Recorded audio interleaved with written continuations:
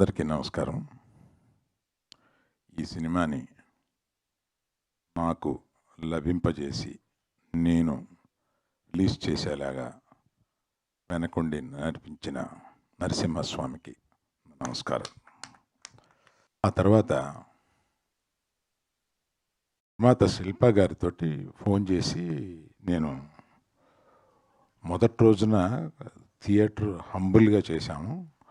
ఈ సినిమాకి రియాక్షన్ చూసి రెట్టింపు చేశాము. సాయంత్రానికి ఆ మరుసటి రోజుకి మళ్ళీ 2 థియేటర్స్ పెట్టి పెంచుకుంటూ వెళ్తున్నాము అని ఆమెకి ఫోన్ చేసి చెప్పినప్పుడు ఆమె అలాగ నేను ఆమె మాట్లాడిన దాన్ని బట్టి ఆమె 50 సంవత్సరాలు ఉంటాయని అనుకున్నాను.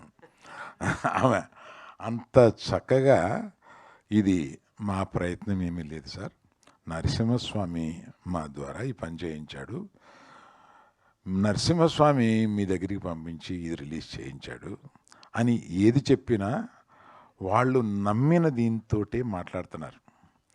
సరే, దర్శకుడితోటి ఈరోజు మాట్లాడాను, అశ్విన్ కుమార్ గారితో. ఈ హంబుల్నెస్లో 2 రకాలు ఉంటాయి. హంబుల్నెస్ని ప్రజెంట్ చేస్తారు కొంతమంది, హంబుల్నెస్ని రియల్గా ఇక్కడ ఫీల్ అవుతూ ఉంటారు కొంతమంది. ఆ హ్యూమిలిటీని, హంబుల్నెస్ని రియల్గా అశ్విని దగ్గర నేను చూశాను.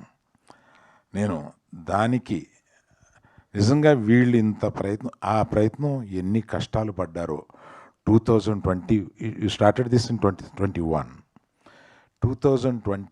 నుంచి ఇప్పటి వరకు ఈ సినిమా తీయడానికి ఎన్ని కష్టాలు పడ్డారో అది పొద్దున చెబుతుంటే నిజంగా వాళ్ళకి మొండితనంతో ఆ సినిమాని పూర్తి చేయాలన్న ఒక పట్టుదలతోటి 3 సంవత్సరాలు దాని వెనకాల పడి దాన్ని పూర్తి చేశారు. అలాగా అంత పట్టుదలతో పూర్తి చేసినందుకు ఇవాళ నరసింహస్వామి ఆయన భార్యకి ఇంతటి భారతదేశం అంతా జేజేలు పలుకుతూ ఈ సినిమాకి స్వాగతం పలుకుతున్నారు. రోజుకి పెరుగుతూనే ఉన్నారు. మొన్న ఏఎంబిలో 200 మంది స్వాములు వచ్చి ఈ సినిమా చూసి వెళ్తున్నారు. అందులో కొన్ని సంవత్సరాలు అయిపోయింది మేము థియేటర్కి వచ్చి అని చెప్తున్నారు వాళ్ళు. ఈ స్వాములు థియేటర్కి వచ్చి చూడడం ఏంటి నాకు తెలీదు. నేను ఈ సినిమాని ఇంకెట్లా ప్రమోట్ చేయాలి అని ఆలోచించుకుంటూ ఉన్నాను. దీనికి ప్రమోషన్ అక్కర్లేదు, ఆటోమేటిక్గా ఒకళ్ళు ఇప్పుడు ఈయన చూశారు జొన్నవిత్తులు గారు, ఆ ఉద్వేగం ఆయన చెప్పగలిగారు. అది ఆయన చెప్పలేకుండా ఉద్వేగం ఫీల్ అయ్యి ఇంట్లో వాళ్ళకి పక్కింటి వాళ్ళకి చెప్పే ఒక సందర్భం ఈ సినిమాకు ఉన్నది. అలాగే యాక్చువల్గా తనికెళ్ళ భరణి గారికి, జొన్నవిత్తులు గారికి నేను ఒక రకంగా కృతజ్ఞత ఎలా చెప్పాలంటే, మా గీతా ఫిల్మ్ డిస్ట్రిబ్యూటర్స్లో అడిగారు, ఏమండి ఇది నెక్స్ట్ మన నిర్మాత దర్శకులు వస్తున్నారు కదా, అప్పుడు మనం చీఫ్ గెస్ట్లుగా ఎవరిని పిలిస్తే బాగుంటుంది అని అంటే, నేను తడుముకోకుండా మనం పిలిస్తే పెద్ద పెద్దవాళ్ళు వస్తారు కానీ ఈ సినిమాకి పిలవాల్సింది భరణి గారిని, జొన్నవిత్తులు గారిని పిలవాలి, నేనే వాళ్ళకి ఫోన్ చేసి రమ్మని చెప్తాను అని ఇమీడియట్గా వాళ్ళకి ఫోన్ చేస్తే, ఈ సినిమా గురించి ఆల్రెడీ విన్నామండి, అబ్బో గొప్ప సినిమా అంట కదా అంటే, ఇవాళ సాయంత్రం మీరు వీలు పెట్టి కుటుంబంతో సహా మీరు వెళ్ళి ఈ సినిమా చూడండి అని త్రిబులిలో వారికి ఏర్పాటు చేస్తే వాళ్ళు చూసి ముగ్ధులై ఇప్పుడు చెబుతున్నా, ఇది చూస్తే ఇటువంటి సినిమాని చేయడం మహద్భాగ్యంగా ఫీల్ అవుతున్నాను.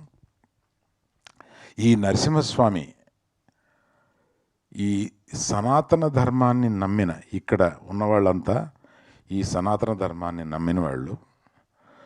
మీకు ఇంకొక విషయం పవన్ కళ్యాణ్ గురించి చెప్పాలి. సనాతన ధర్మం నాకు తెలిసిన వాళ్ళల్లో కానీ, అంటే నాకు సన్నిహితులైన వాళ్ళలో కానీ, మా కుటుంబంలో కానీ సనాతన ధర్మం గురించి పవన్ కళ్యాణ్కి తెలిసినంత వేరెవరికీ తెలియదు.